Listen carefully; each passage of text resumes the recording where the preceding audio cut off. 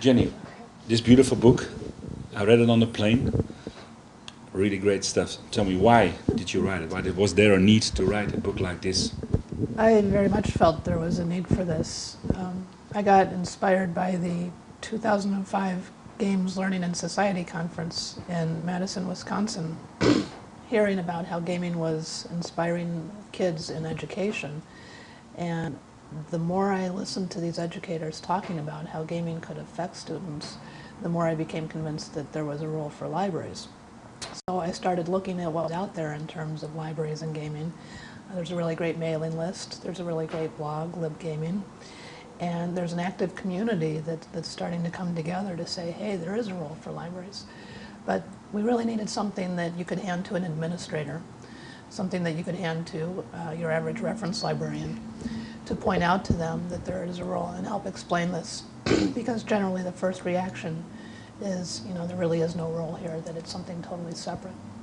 So that's why I wrote this, was to help people understand, just as to start the discussion and put it on the map for libraries.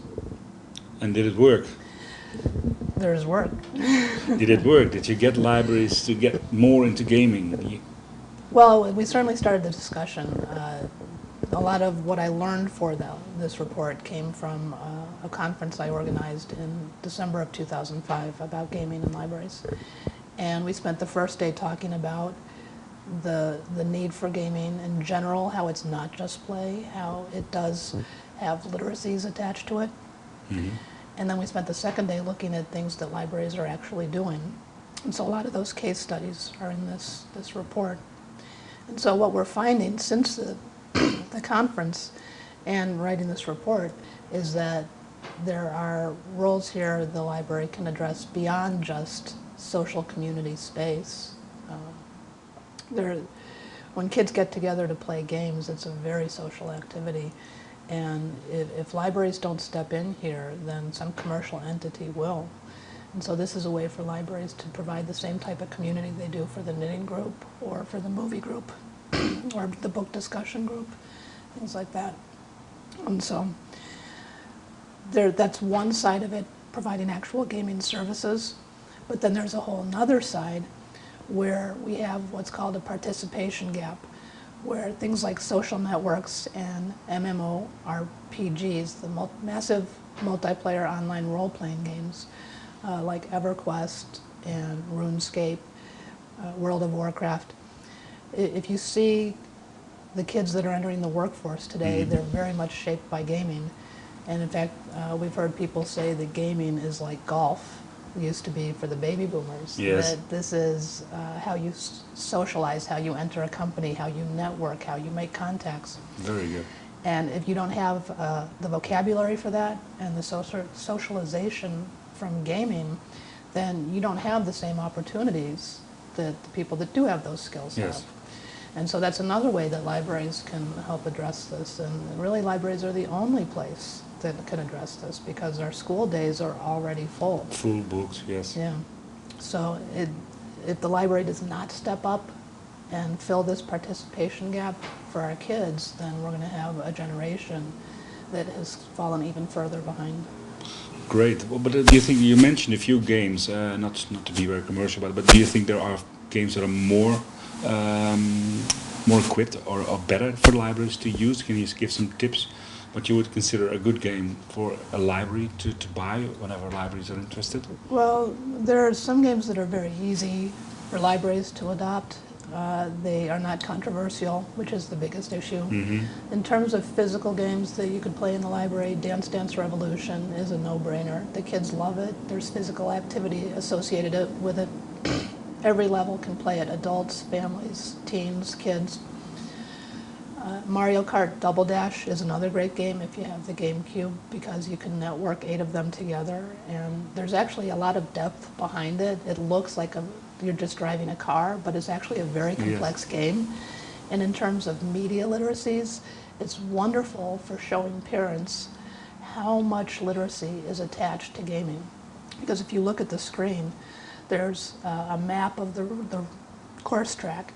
There's your position, there's the weapon that you have, there's a picture of your partner that you're driving with. the screen is full, and when Mhm. you watch adults play the game, all they can do is drive the car, and they usually turn themselves Yes, as they they're went driving. along. Yeah, they go along. But the with kids, the- they're turning their hands and they're and sitting reading on the whole straight. Yes, screen. Yeah. great, great, great. So it's just one example of how when you think about 21st century skills that our workers are going to need, they have to be able to read lots of information on a screen. They have to be able to see patterns. They have to be able to interpret data. They have to be able to multitask. Those are the kinds of things that kids excel at games with, and those are things they learn from games, and those are the skills they will need in the workforce. And so you can say, yeah, it's just kids dancing on a mat or playing a driving game, but it's not. It's so much more. It is. And then you have these online games, and a lot of librarians, the kids come out of school and they go to the library and they sit down 2, 3, 4 at a computer to play RuneScape. Yes. And they're loud, and they're typing to each other even though they're sitting next to each other, and adults don't understand this. But this is how these kids communicate. How you communicate, yes. Yeah, and it's not that they're only communicating with the kid next to them, they're also communicating with 4 other kids who might be in another country, let alone another city or another library. Brilliant. While they're playing the game, and while they are planning what they will do next in the game. So it's not even just I'm playing a game, it's project management almost is what they learn Yeah, in you have these to get games. together, you have to make time to come together, you have Yeah. to make an appointment to come together. Yeah, there's a great story about an executive at Yahoo who, he was actually at the gaming conference that I went to in 2005, and he talked about how he learned everything he needed to know about the business world from the game Guild Wars, because he managed a guild, and so he had to manage relationships between people, resources, Unbelievable, the yes. raids they would go on, things like that. And so there is so much behind gaming that a lot of adults don't realize, and especially librarians, because we don't see the ties to education.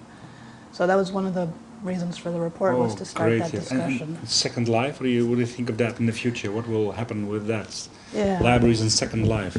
Well, of course, there are already libraries in Second Life. I don't think Second Life will be the virtual world of the future, but it's certainly the prototype, and it's a great place to learn. That's one of the things I would like librarians to adopt from the gaming world, is the ability to play with something, learn from it. Even if Yes. you fail, it's okay, you Yes. learn from it.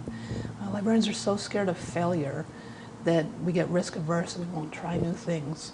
But we need to change that. If you're a gamer, you play a game and you fail, but you learn from it, and that helps you succeed and move on to the next level. And that's something librarians need to adopt. So I think with Second Life, we can say, all right, maybe I don't get it. Maybe I don't know what I'm actually going to do there, but we need to get in there and see. Yes. And maybe we say, right now, there isn't a whole lot for my one library to do, but at least I understand what a virtual world is, what it can look like, what other people are doing in it, how interactions happen in that world. And then that way, when the next version comes around, you're more likely to try it and make connections and see, this is what I could do there.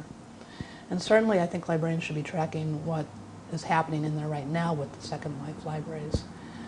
The Info Island, for example. They're doing a lot of really neat stuff. Very good. And when you get the teens in, I mean, they come to your library and they are there, I think they will take a book out. The circulation will increase when you have them in the building. Well, certainly getting them in the building is tough for libraries, and keeping them there for something other than I just have to look up something and then go home. But it's also about creating connections. And so I think we have to look at different metrics for how we measure teen use of the library. They might see the graphic novels and the anime and take those things out more. And certainly you can make connections because gamers tend to like those younger gamers at least tend to like those kinds of things. But it's also about what connection are we going to have with this person in 10 years when they're a taxpayer? If they only came into the library because they were forced to for homework and then they leave, how are we going to go ask them for more money? How are we going to ask them to keep funding us when they don't see services from us? They don't feel a connection with the librarians. And so, yeah, it would be really great if they came in and picked up a book. But just the fact that they wanted to come in and connect with the librarians should be a metric on its own. Yes, you're right. Thank you very much, Jenny. Down with the flu. We appreciate it Thank you. so much that you came over and to talk to us. And we have to talk about this more, so we'll probably be back. Oh, that would be great. Before you know. That'd be great. But we have our symposium in July, so Okay. we'll have a lot more to talk about We'll then. try. We'll try to get over here and talk to you again. Thank you so much. Thanks.